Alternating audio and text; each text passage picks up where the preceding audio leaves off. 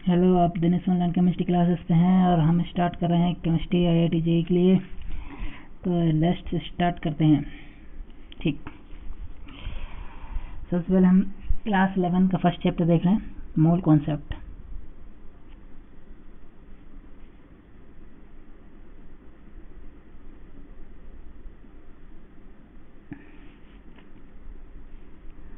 Mole concept, ठीक है। सबसे पहले हम देखेंगे मैटर क्या होता है। METTER, matter, anything which contain mass and volume, anything which contain mass and volume, कुछ भी जो मास और वॉल्यूम रखता है उसे हम बोलते हैं मैटर, ठीक है। जैसे ये पेन है, पेन के पास मास है और ये वॉल्यूम है, मतलब आपके पास स्पेस जगह भी घेरता है, तो क्या है ये मैटर, ठीक है। तो हम देखते हैं नेक्स्ट टॉपिक, मतलब केमिस्ट्री क्या होती है। केमिस्ट्री क्या होती है? केमिस्ट्री स्टडी ऑफ मैटर को बोलते हैं केमिस्ट्री, स्टडी ऑफ मैटर। ये आपने 9th में पढ़े होंगे, छोटे छोटे डेफिनेशन है, जरा जल्दी जल्दी निपटा देता हूँ इनको। मैटर की जो स्टडी की जाती है उसको बोला जाता है केमिस्ट्री, ठीक। अच्छा, केमिस्ट्री में हमें तो ऑर्गेनिक केमिस्ट्री होती है, ऑर्गेनिक केमिस्ट्री देख लेते हैं साहब क्या होती है। ऑर्गेनिक केमिस्ट्री, ठीक है। हमारे सर कहते थे कि जो जिंदा की स्टडी करे ऑर्गेनिक, जो मरे पे स्टडी करे वो इनऑर्गेनिक, ठीक है। तो organic chemistry science which study those material which obtain from living, ठीक है। Science which study those material या मैटर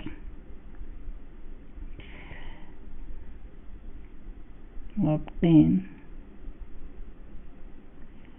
from living, ठीक है। इसको हटा रहा हूँ मैं। जैसे ग्लूकोज, ग्लूकोज आपको मालूम प्लांट से मिलता है, प्लांट क्या है? लिविंग है, तो वही सब लिविंग है, तो ये ऑर्गेनिक सब्सटेंस हो गया। और ऑर्गेनिक सब्सटेंस मतलब ऑर्गेनिक केमिस्ट्री। इनऑर्गेनिक केमिस्ट्री देखेंगे, ऑर्गेनिक केमिस्ट्री। इनऑर्गेनिक केमिस्ट्री की डेफिनेशन लिख दें कि साइंस विच स्टडी दो substance which obtain from non living, ऐसे सब्सटेंस जो नॉन लिविंग हैं या फिर जो नॉन लिविंग चीज़ों से मिलते हैं उनकी स्टडी करना, इसको बोला जाता है इनऑर्गेनिक केमिस्ट्री। तो जैसे देखते हैं CaCO3, calcium carbonate. Calcium carbonate हमें लाइम स्टोन से मिलता है, और लाइम क्या है? नॉन लिविंग है भाई, तो इसको बोलेंगे इनऑर्गेनिक सब्सटेंस, ऑर्गेनिक सब्सटेंस, ठीक। आगे बढ़ते हैं। तो अब हम अपने मेन टॉपिक पे आते हैं, एटम। एटम को समझने से पहले जरा एक चीज़ समझते हैं। मान लीजिए मेरे पास पेन है और मेरे गुस्सा आ गया, मैंने उसको तोड़ दिया, फिर मैंने और टुकड़े कर दिए, मैंने 1000 बार तोड़ा, फिर उसको 1 लाख बार तोड़ा, फिर 10 लाख बार तोड़ा, फिर 1 करोड़ बार तोड़ा, तोड़ते गया। लास्ट में मेरे को ऐसा पार्टिकल मिला जो डिवाइड नहीं हो रहा। कमी ऑफ पार्टिकल, क्यों डिवाइड नहीं हो रहा? अगर ये तो मेरे को लग गया कि साहब ये पेन का स्मॉलेस्ट पार्टिकल है, अब ये डिवाइड नहीं हो गया, बस बहुत हो गया, पेन को गुस्सा आ गया, अब वो डिवाइड नहीं होगा। तो अब ये पेन, यदि ये डिवाइड नहीं, पेन का जो पार्टिकल है वो डिवाइड नहीं हो रहा, तो इसका मतलब ये हुआ कि ये जो इस पेन का स्मॉलेस्ट पार्टिकल है, ठीक है। तो हमें मालूम है पेन क्या है? मैटर है, और मैटर का जो स्मॉलेस्ट पार्टिकल है उसको बोलते हैं atom, smallest particle of matter, smallest particle of matter, इसको बोला जाता है भाई साहब एटम। अच्छा, अब मान लीजिए हमारे घर परिवार में बहुत सारे लोग हैं, ठीक है, और मेरे पास कुछ काम नहीं है। एक कमरा भरा हुआ है, किससे? मतलब चने से भरा हुआ, गेहूं है, चीनी है, शक्कर है, जो भी आप मानना चाहें। हम एक गेहूं मान के चलते हैं, ठीक है, वीट या राइस या चावल मान लें।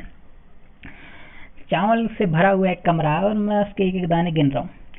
फिर मैं गिनता गया, फिर मैंने मम्मी को लगा लिया, मैंने मम्मी गिनो ना, मम्मी भी गिनने लगी। फिर मैंने डैडी को लगा लिया, उन्होंने बोला गिनो ना, तो वो भी गिनने लगा। फिर मैंने अपने दोस्त को लगा लिया कि भाई तू भी गिन, तो वो भी गिनने लगा। उसने अपनी सिस्टर को लगा लिया, उसने उनके सिस्टर को लगा लिया, ताया जी, बुआ जी, मौसी, पड़ोसी, गर्लफ्रेंड, सबको लगा लिया। और वो गिनते जा रहा है। तो ऐसा गिनूंगा तो मेरे को लग रहा है पीढ़ियां खत्म हो जाएंगी मेरी। हाँ, अगर पीढ़ी खत्म ना हो तो हम क्या करते हैं, इसको थोड़ी आसानी हो इसलिए क्या करते हैं, कुंटल के हिसाब से लेते हैं उसको, एक एक दाने नहीं लेते, ठीक है, नहीं तो ऐसे गिनने लगो। इस तरीके से एटम है, एटम को काउंट करना नामुमकिन है। इसमें से मतलब आप छोटा सा भी चीज लीजिए ना, या पेन ही ले लो, इसमें अरबों एटम होगा। अब इनको कितना गिनूंगा मैं, तो इनको गिनने में आसानी हो इसलिए हम एक बड़ी क्वांटिटी लेते हैं, ठीक है। तो मोल, ठीक, जैसे आप केजी लेते हो ना, तो वो 1000 की जो क्वांटिटी रहती है उसको ट्रैप कर देती है, उसको घेरा बना देती। तो मोल वो होती है, जैसे मान लो मेरे पास 6.02 इंटू 10 की पावर 23 एटम है या मालिक्यूल है।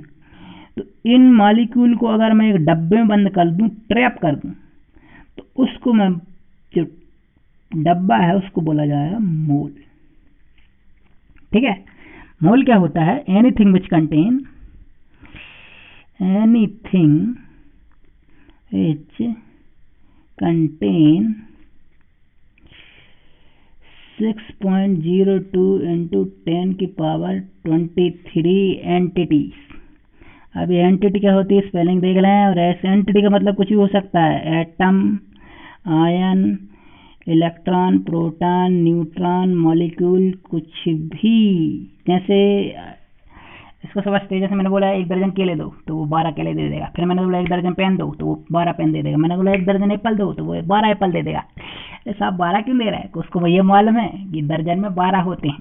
ऐसे ही जब केजी लेते हैं तो उसमें 1000 होते हैं, ऐसे ही जब मोल लेंगे तो उसमें होंगे 6.02 इंटू 10 की पावर 23, ठीक है। ये बात आई कि नहीं समझ में, ठीक। तो ये यूनिट है मेजरमेंट करने के लिए हमें काम आती है, ठीक है। नेक्स्ट देखते हैं, नेक्स्ट आते हैं मोल। तोल मोल के मोल, एनीथिंग विच कंटेन 6.02 इंटू 10 की पावर 23 कहाँ गया, 23, अब 23 नहीं आ रहा है, नीचे लिख दे रहा हूँ। 6.02 इंटू 10 की पावर 23, ठीक है। इतने शाहरुख खान हो, SRK, कैटरीना कैफ हो, आलिया भट्ट हो, ठीक है, कुछ भी हो सकता है। एनीथिंग 6.02 10 की पावर 23, ये जरूरी है, ठीक है। शाहरुख खान, कैटरीना कैफ, जो आपकी मर्जी, electron, proton, neutron, Shahrukh Khan, Katrina Kaif, Gabbar Singh, जो बोले ना लो। अब ये नहीं कहना गब्बर सिंह कौन था। अमजद खान को जानते हो, अमजद खान का नाम नहीं सुना होगा ना, तो गब्बर सिंह को कोई नहीं जानता, समझ लो। हमारे टाइम में बड़ा डायलॉग चलता था,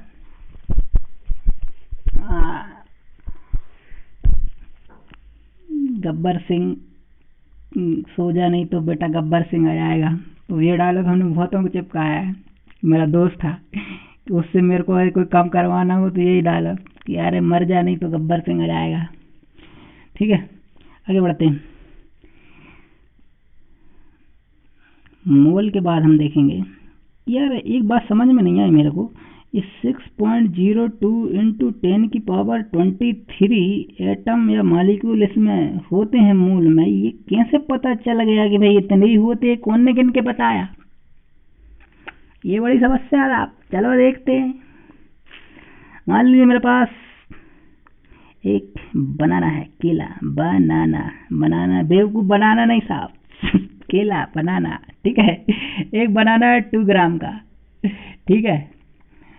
तो 20 ग्राम में कितने बनाना होंगे, हाउ मैनी बनाना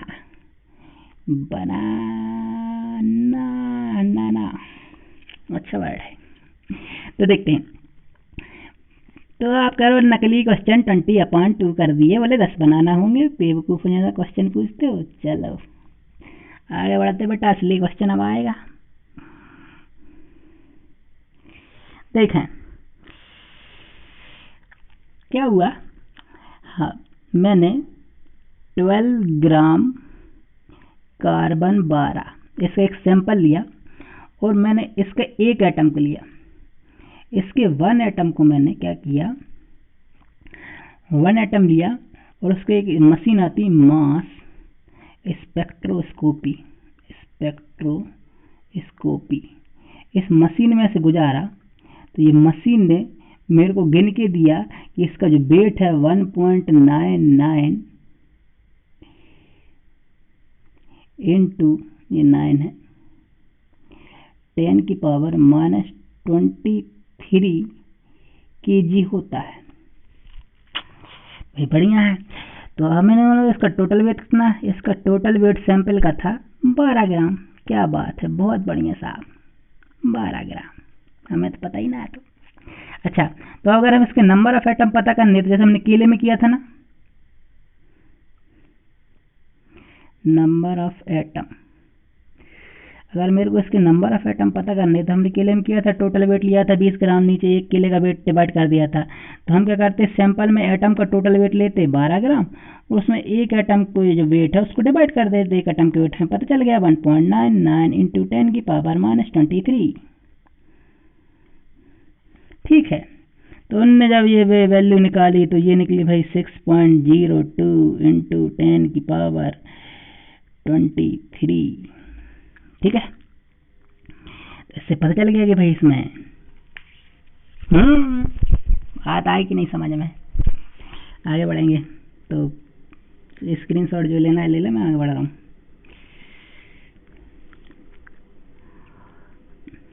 अब देखते हैं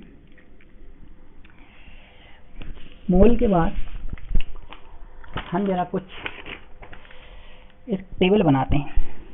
मान ली यहाँ लिखते हैं मास, यहाँ लिखेंगे चार्ज, यहाँ लिखते हैं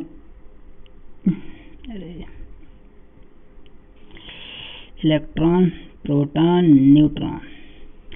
इलेक्ट्रॉन पे चार्ज होता है 1.6 इंटू 10⁻⁻19 कूलम।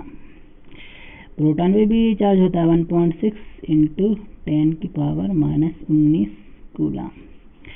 न्यूट्रॉन तो भाई न्यूट्रल होता है, कोई चार्ज वार्ज नहीं। अब देखते हैं मास क्या होता है।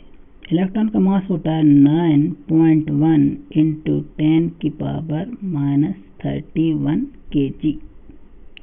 प्रोटॉन पर चार्ज होता है 1.67 इंटू 10⁻⁻27 kg। और सेम मास होता है न्यूट्रॉन पे 1.67 10⁻⁻27 kg। अगर इसको ग्राम में लिया जाए तो ये होता है 1.67 इंटू 10⁻⁻24 ग्राम। ठीक है, तो ये जरा वैल्यू याद रखें, एक क्वेश्चन करने में इजी पड़ेंगे। तो चलिए हम जरा एक क्वेश्चन करते हैं मोल से रिलेटेड क्वेश्चन। तो इसको मिटा रहा हूँ, मोल से रिलेटेड क्वेश्चन नेक्स्ट लिखा रहा हूँ। चलिए साहिब शुरू करते हैं मोल कॉन्सेप्ट। ठीक है, क्वेश्चन लिखा है, फाइंड द चार्ज ऑन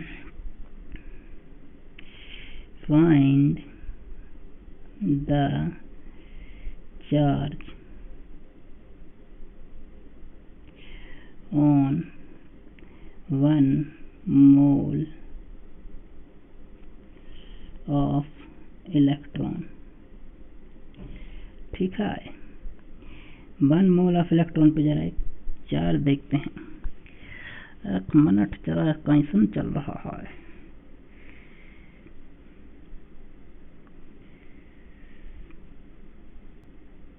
पका है आया बा, और प्रोटॉन पर भी निकालें साहिब। तो देखो, अगर मैं एक क्वेश्चन बोलूं, एक बनाना, एक केला लो, बनाना हिंदी में इंग्लिश में फालतू लगाना। एक केला 2 रुपए का, तो 1 डजन केला कितना रुपए का। तो आपको मालूम है क्या बेवकूफ़ वाला क्वेश्चन है, एक केला 2 रुपए का है, तो 1 डजन केला 12 का इंटू कर दो 24 रुपए का हो जाएगा। तो ऐसे इसमें करना आ गया। एक इलेक्ट्रॉन पे चार्ज कितना होता है? 1.6 इंटू 10 की पावर -19 ग्राम। तो एक मोल पे कितना होगा? डजन में 12 होते हैं, मोल में कितने होते हैं? 6.02 इंटू 10 की पावर 23। ठीक है, आंसर आ जाएगा। ऐसे ही प्रोटॉन का करना है, प्रोटॉन में भी वही होता है 1.6 इंटू 10 की पावर -19 कूलम इंटू 6.02 इंटू 10 की पावर 23। ठीक है, नेक्स्ट देखते हैं। नेक्स्ट क्वेश्चन देखेंगे। Find mass on 1 mole of electron and neutron पर प्रोटॉन मिले साहिब। तो ये वही है, 1 केला 2 रुपये का, 2 केला 2 रुपये का, वही वाला क्वेश्चन है। तो मास देखते हैं साहब, एक इलेक्ट्रॉन पे क्या मास होता है? 1 इलेक्ट्रॉन पे मास जो होता है वो होता है 9.1। ये कहाँ से आया? भी टेबल बनाई ना। 9.1 10 की पावर -31। कोई नहीं पूछे कहाँ से आया, केजी। तो एक इलेक्ट्रॉन पे इतना मोल के लिए क्या करूँ? 6.02 इंटू 10 की पावर 23 का इंटू कर दूँ। डजन होता तो मैं 12 का इंटू करते। 1 दर्जन इलेक्ट्रॉन पूछता तो मैं 12 का इंटू कर देता। एक स्थान पर देख लेते भाई मास कितना होता है। 1.67 इंटू 10 की पावर -27 kg इंटू 6.02 इंटू 10 की पावर 23।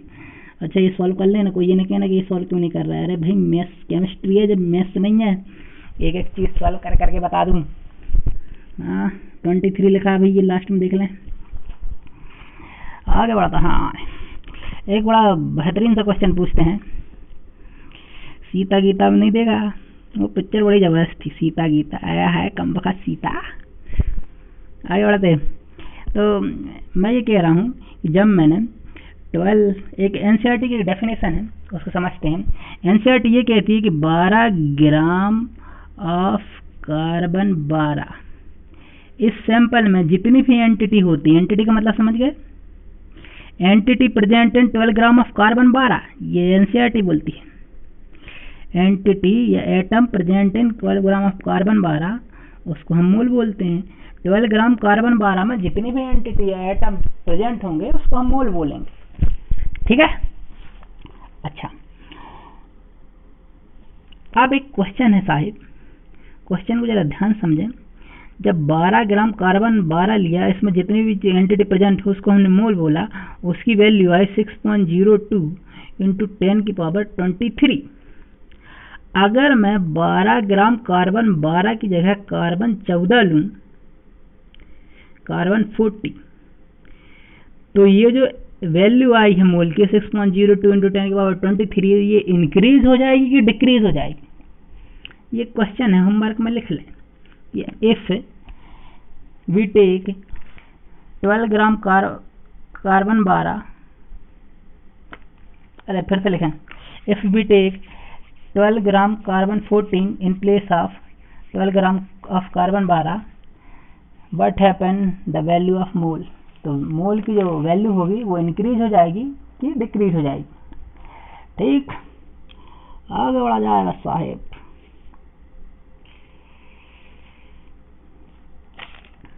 अब हम देखेंगे एटॉमिक वेट। एटॉमिक वेट, मान लीजिए आपको एक जंगल में छोड़ दिया जा रहा है। यह जंगल के बगल में नदी है, नदी के बगल में आप है, बगल में चूहा है, बिल्ली, खरगोश सब आपको घूर रहे हैं कि ये कौन सा जानवर आ गया है। तो इसमें बहुत सारे पत्थर है कि वो नदी के बगल में, और हमें हर पत्थर का वेट चाहिए। आपके पास तराजू नहीं है, कुछ भी नहीं है, रस्सियाँ होंगी और पेड़ पौधे होंगे, उनकी डंडियाँ होंगी, बस यही सब है जो जंगल में अवेलेबल है। एक तराजू बनाइए और जब फटाफट पत्थर का वेट बनाइए। बड़ा पत्थर, छोटा पत्थर, बड़ा पत्थर, छोटा पत्थर, छोटा बड़ा, छोटा बड़ा, छोटा बड़ा, इन बड़े हर पत्थर का वेट चाहिए। और जो हर पत्थर का वेट नहीं निकला तो फेल हो जाओगे। ऐसा नहीं बोलते, ऐसा नहीं बोलते। आगे बढ़े तो देखते हैं। अब देखो, एक जुगाड़पंती करते।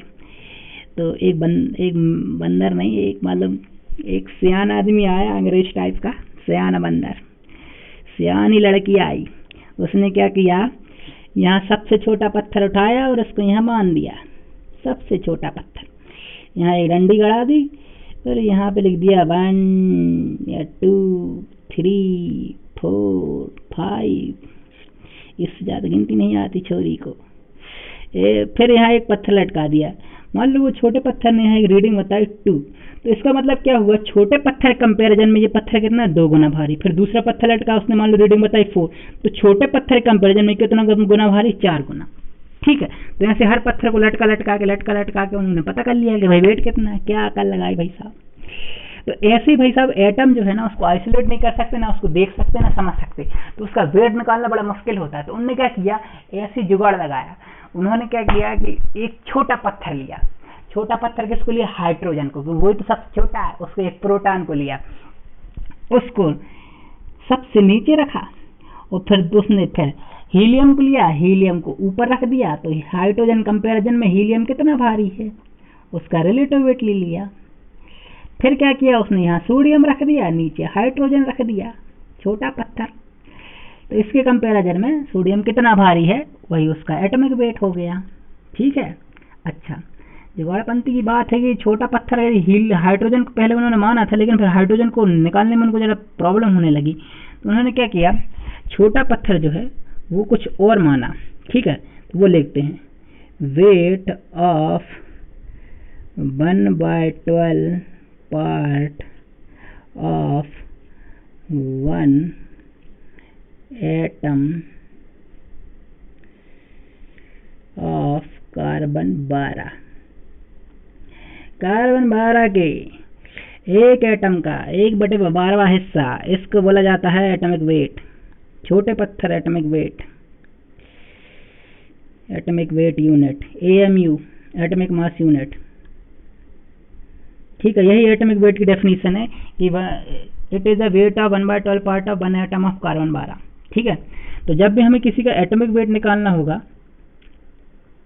तो एटॉमिक वेट निकालने के लिए उसका टोटल वेट लेंगे एलिमेंट का, टोटल वेट ऑफ एलिमेंट, जो भी एलिमेंट लेना, सोडियम, पोटेशियम, हीलियम, जो भी लेना आपको, एलिमेंट का टोटल वेट लेंगे, अपॉन उसको डिवाइड क्या कर देंगे, weight of 1/12 part of 1 atom of carbon 12। इसी को बोला जाता है AMU, एटॉमिक मास यूनिट।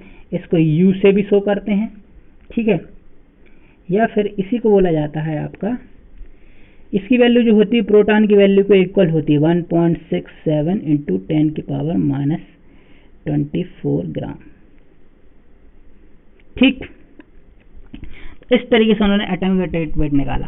अब एटॉमिक वेट के कुछ फार्मूले होते हैं, वो आपको मैं नेक्स्ट क्लास में लिखा दूंगा। तो उसके पहले आप एक काम करना, पीरियोडिक टेबल याद करके रखना, क्योंकि जिससे पीरियोडिक टेबल याद कर नहीं बनती है उसको भगवान ही मालिक है, उससे दुनिया का कुछ नहीं बन सकता। भारत माता तुझे कुछ नहीं आता, ऐसा हो जाएगा। फिर एक पिक्चर आई थी रावण राज, उसमें ये डायलॉग था परेश रावल, भारत माता तुझे कुछ नहीं आता। अच्छा एक्टर है। ठीक है, चाहो तो मैं अभी लिखवा सकता हूँ। मोल के कुछ वो देख लेते।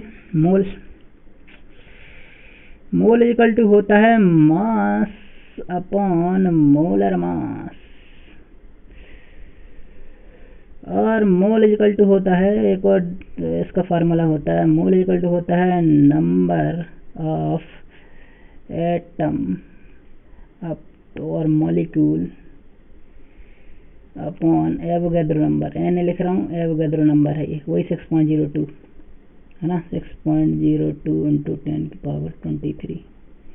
ठीक है, एक और फार्मूला होता है volume, mole is equal to volume of gas upon 22.4 litre. ठीक है, पीरियोडिक टेबल याद करके रखें, atom with atom mass with atom number. हम नेक्स्ट क्लास से स्टार्ट करेंगे। Thank you. Dinesh online chemistry class पे जो भी आपने सुना, जो भी बकवास सुनी, उसके लिए धन्यवाद। बाद में मिलेंगे और IIT JEE के नए नए क्वेश्चन करेंगे, मज़ेदार क्वेश्चन। भारत माता की जय।